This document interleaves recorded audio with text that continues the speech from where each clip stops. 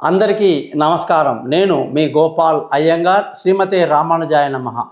మీ అందరికీ కూడా సంక్రాంతి పండుగ శుభాకాంక్షలు తెలియచేస్తూ ఈ వారంలో మనం 19వ తారీఖు జనవరి నుంచి 25 తారీఖు జనవరి వరకు ఏ విధమైనటువంటి పరిస్థితి ఉంది 12 రాశులకు తెలియచేస్తూ మనమందరం కూడా ఒక ముఖ్యమైన విషయాన్ని గ్రహించాల్సిన పరిస్థితి ఏంటంటే, చాలామందికి తెలియని మకర సంక్రాంతి యొక్క గొప్ప రహస్యాలు మనం మిస్ అవుతున్నాం. మకర సంక్రాంతి రోజు పెద్దలకి తర్పణం వదులుతారండి.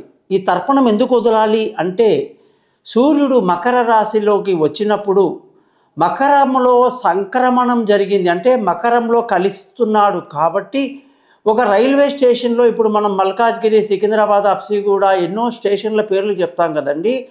అలాగా మకరం అనేది ఒక స్టేషన్ అన్నమాట, క్యాప్రికాన్. ఈ స్టేషన్లోకి ఎంటర్ అవుతున్నాడు సూర్యుడు. ప్రయాణం చేస్తూ చేస్తూ చేస్తూ ఆయన ఉత్తరం నుంచి దక్షిణానికి, దక్షిణం నుంచి ఉత్తరానికి మాత్రమే ప్రయాణం చేస్తాడు.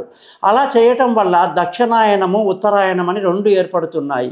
ఎప్పుడైతే మకర రాశిలోకి సూర్యుడు ఎంటర్ అవుతున్నాడో దానిని మనము మకర సంక్రమణము, మకర సంక్రాంతి అంటున్నాం. సరిగ్గా అదే సమయానికి పంటలన్నీ చేతికి రావటము, ఇక వేసవి కాలం మొదలవ్వటము, వేరే వేరే పంటల గురించి రైతులు ఆలోచించే రోజులు అన్నమాట.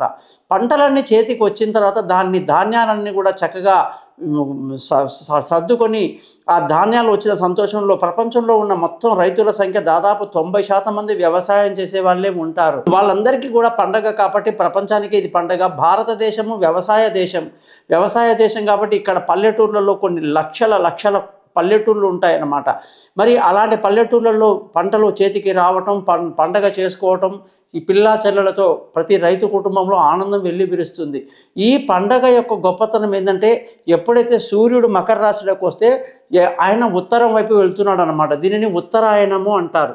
ఇక్కడ మకరం, కుంభం, మీనం, మేషం, వృషభం, మిథునం, కర్కాటకం అంటే 6 నెలల లోపల ఆయన కర్కాటక రాశిలోకి వచ్చేసరికి దక్షిణాయనం మళ్ళీ స్టార్ట్ అవుతుంది. 6 నెలలు ఉత్తరాయణం ఉంటుంది. ఉత్తరాయణము చాలా పుణ్యకాలం అంటారు.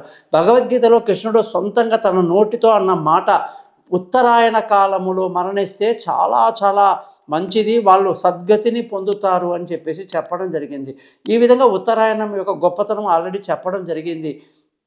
ఈ ఆయనంలో వెళ్ళడం కాబట్టి పితృదేవతలు ఎవరైతే పాపపుణ్యాలు చేసి పై లోకాల్లో, పితృలోకాల్లో ఉన్న వాళ్ళందరికీ కూడా ఇప్పుడు ఉత్తర ద్వారం తెరవడం వల్ల వీళ్ళందరూ ఎవరైతే శిక్షను అనుభవించి తమ యొక్క పాపకర్మలను అనుభవించిన తర్వాత వాళ్ళని మనము ఉత్తరం ద్వారా వాళ్ళని ఊర్ధ్వలోకాలుగా పంపాల్సి ఉంటుందన్నమాట. అందుకోసము మనమందరం కూడా ఈరోజు ప్రత్యేకంగా పితృదేవతలకి తర్పణాలు వదులుతాం. తర్పణం వదలడం వల్ల పితృదేవతలు శాంతిస్తూ వాళ్ళని మనల్ని ఆశీర్వదించి, నాయనా మాకు గేటు తీశావు, తలుపు తీశావు, ఇక మా మార్గం సుగమమైంది అని చెప్పేసి వాళ్ళందరూ కూడా ఉత్తరాయణం ద్వారా, ఉత్తర ద్వారం ద్వారా వాళ్ళు వైకుంఠానికి, ఇతర లోకాలకు చేరుకుంటారని మన యొక్క మాట చెప్తారనమాట. కాబట్టి ప్రతి ఒక్కళ్ళు కూడా సంక్రమణం రోజే కాదు, అలాగే ప్రతి అమావాస్య కూడా పితృదేవతలకు ఎవరైతే తర్పణం వదులుతారో వాళ్ళ కుటుంబంలో పిల్లలు సంతోషంగా ఆనందంగా ఉండడమే కాదు, ఏ భగవంతుడు ఉన్నాడా లేడా, వాళ్ళ తత్వాలు ఇప్పుడు ఉన్నాయా లేవా అవన్నీ తర్కాలు వద్దు. హిందూ మతంలో ఉన్న దేవుళ్ళే నిజమా, కిరస్తానిలో దేవుడు అబద్ధమా, ఇంకో షిరిడి సాయిబాబా అనేవాడు దేవుడా కాదా, ఎన్నో వస్తుంటాయి జనాలకి డౌట్స్, గొడవలు. కానీ ఇదంతా పక్కన పెడితే ఉన్న నిజం పితృదేవతలు, తల్లి తండ్రి, వాళ్ళ ఆత్మ శాంతించి వాళ్ళకు సద్గతినిచ్చే మార్గమే వాళ్ళ ఆశీర్వాదం ఉంటేనే తర్వాత దేవుళ్ళ ఆశీర్వాదము, తర్వాత మతాలు, కులాలన్నీ వస్తాయి. మీరందరూ కూడా పితృదేవతలని స్మరిస్తూ ప్రతి అమావాస్య నాడు తర్పణం వదలండి, మీకు అందరికీ మేలు జరుగుతుందని చెప్పి సంక్రాంతి పండగ పర్వదినం మొన్ననే జరిగింది కాబట్టి దాన్ని మీకు గుర్తు చేస్తూ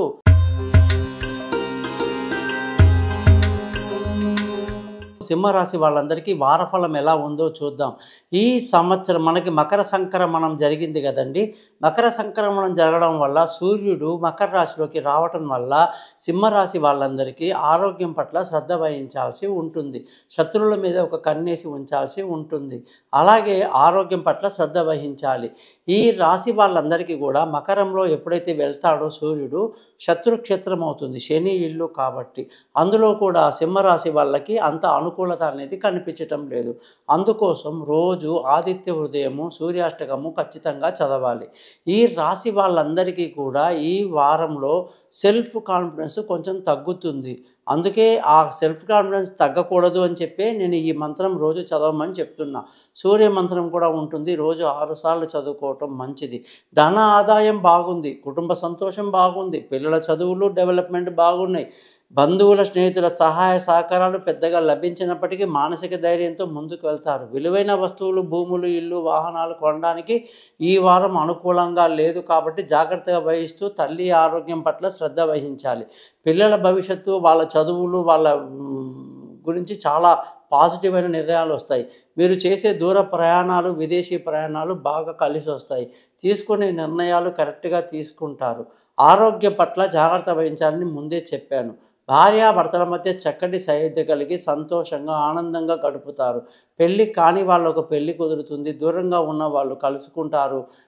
ప్రేమికులకు చాలా అనుకూలమైన వారంగా ఈ వారాన్ని మనం చెప్పొచ్చు. అదృష్టంగాన్ని చూసుకుంటే ఈ రాశి వాళ్ళందరికీ అస్సలు అదృష్టం అనే మాటే లేదు. అన్నిట్లో కూడా దురదృష్టం వెంటాడకుండా మీరు రెగ్యులర్గా ఆదిత్య హృదయం చదువుకోండి. ముఖ్యంగా తండ్రితో, పెద్దలతో విభేదాలు, గొడవలు ఉండే అవకాశాలు సింహరాశి వాళ్ళకు ఎక్కువగా ఉంటాయి. అందులో నుంచి బయటపడడానికి మీరు వాళ్ళ జోలికి వెళ్ళకుండా ఉండడమే మార్గం అన్నమాట. ఉద్యోగం చేసే వాళ్ళకి చాలా అనుకూలంగా ఉంది. ఉద్యోగంలో ప్రమోషన్లు, ఇంక్రిమెంట్లు, పై అధికారుల ప్రశంసలు, కొత్త ఉద్యోగంలో అవకాశాలు ఎంతో ఆనందాన్ని కలిగిస్తాయి. అలాగే మీరు యొక్క మానసిక స్థితి బాగుండి పెద్దల చేత గౌరవించబడతారు. వ్యాపారానికి సంబంధించిన విషయాల్లో మంచి లాభాలు కనిపిస్తున్నాయి. వ్యాపారంలో మీకు టెక్స్టైల్ వ్యాపారం లాంటివి ఎన్నో ఉంటాయండి వ్యాపారంలో. అవన్నీ కూడా మీకు ఎంతో అనుకూలంగా కనిపిస్తుంది. చాలా సంతోషంగా, ఆనందంగా ఈ వారమంతా వ్యాపారంలో బాగా రాణిస్తారని చెప్పాలి. ఈ రాశి వాళ్ళకి ఖర్చులు ఈ వారం కాస్త అధికంగా ఉండే అవకాశాలు లేకపోలేదు. సింహరాశి వాళ్ళందరూ కూడా రోజు ఆదిత్య హృదయం, సూర్యాష్టకం చదవడమే కాదు, ఏ రాశిలో చూస్తే మఖ 4 పాదాలు, పుబ్బ 4 పాదాలు, ఉత్తర 1 పాదంలో పుట్టిన వాళ్ళు, మఖా నక్షత్రం వాళ్ళు వైఢూర్యం అనే రాయిని ధరించాలి. 3 క్యారెట్ల బరువు ఉంటుంది. సిల్వర్లో చేయడం జరుగుతుంది. 7000 జపాలతో మన దగ్గర ఉంటుంది, ఒరిజినల్ సర్టిఫికేట్తో సహా. అలాగే పుబ్బా నక్షత్రం అంటే వజ్రంతో సమానమైన రాయిని శుక్రగ్రహానికి ధరింపజేయాలి. దానిని మనం ఓపెల్ అంటాము. ఆ రాయిని ధరించడం వల్ల మీకు అనేక తెలివితేటలు బ్రహ్మాండంగా పనిచేస్తాయి. అలాగే ఈ రాశి వాళ్ళకి ఉత్తరా నక్షత్రంలో పుట్టిన వాళ్ళు సూర్యుడి నక్షత్రం కాబట్టి మాణిక్యం రాయి ఇంకా అద్భుతం అన్నమాట. ఉత్తరా నక్షత్రంలో పుడితే అటువంటి రాళ్ళని మీరు ఎప్పుడైతే పూజలో పెట్టింది ఒరిజినల్ సర్టిఫికేట్ 3 క్యారెట్ల బరువు ఉన్నది ధరిస్తే మీరు అనుకున్నది అనుకున్నట్టుగా జరుగుతాయి. ఈ మంత్రాలన్నీ మీకు నేను చెప్పడం జరుగుతుంది. అవన్నీ కూడా మీకు స్టోన్స్తో పాటు రింగుతో కానీ, డాలర్గా కానీ, డాలర్ అయితే మెడలో వేసుకోవచ్చు, రింగ్ అయితే ఉంగరం వెలిగి పెట్టుకోవచ్చు. ఆదివారం రోజు పెట్టుకోవాలి. దానికి ఏమేమి చేయాలి, ఎలాంటి ప్రాసెస్ ఉంటాయి అన్నీ కూడా మీకు ఎక్స్ప్లెయిన్ చేయడం జరుగుతుంది. మీరు మాత్రం ఖచ్చితంగా ఎట్టి పరిస్థితిలో కూడా మర్చిపోకుండా ఆదిత్య హృదయం, సూర్యాష్టకం రోజు చదవండి. అందుకే పెద్దలు అంటారు త్రిరాచమ్య శుచిర్భూత్వా ధనురాధాయ వీర్యవాన్ అంటే 3 సార్లు ఎవరైతే శుచిగా చదువుతారో వాళ్ళకి అన్ని రకాల కోరికలు తీరుతాయని చెప్తారు. కాబట్టి మీరందరూ జాతకం వరకు నన్ను సంప్రదిస్తారని, ఈ ఛానల్ని సబ్స్క్రైబ్ చేయడం మీ ధర్మంగా భావిస్తారని ఆశిస్తూ మీ నుంచి సెలవు తీసుకుంటున్నాను. మీ గోపాలయ్య.